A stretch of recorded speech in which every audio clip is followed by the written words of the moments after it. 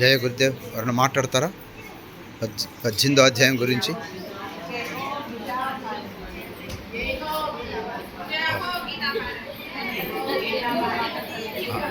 जय हो गीता भारत, जय हो गीता भारत, जय हो गीता भारत.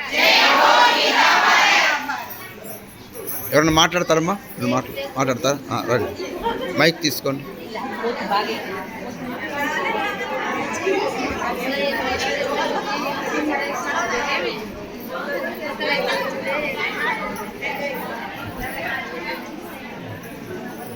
जय गुरुदेव.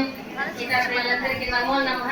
మొదటి అధ్యాయంలో శోకంగా దుఃఖంగా ఉన్న అర్జునుడు ముందుకు రండి. ఎప్పుడైతే గాంధీవాన్ని కింద వేసి నేను చేయను లైన్ ఏంటది నయోచైతి గోవిందం అని అన్నాడు.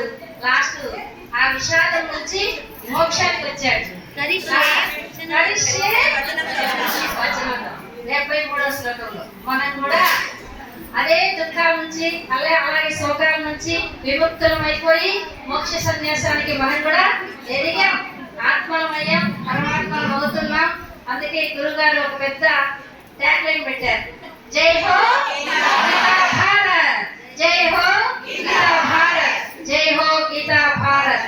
మన ఈ సొంతిల్లు పెట్టుకొని మన పుట్టిల్లు పెట్టుకొని ఆడుకో పోయి బిక్కుమంటూ వాళ్ళు ఇచ్చిన టయాన్ని ఫ్యాన్ వేసుకోవాలన్నా లైట్ వేసుకోవాలన్నా తలుపులు మూసేస్తారా హార్ట్ ఇచ్చేస్తారా వీళ్ళు ఎప్పుడు పోతారా? మన ఇంట్లో మనం ఎప్పుడైనా ఎంతసేపు అయినా ఉండొచ్చు, బాగా మనం చేసుకోవచ్చు మన ధ్యాన యజ్ఞాన్ని.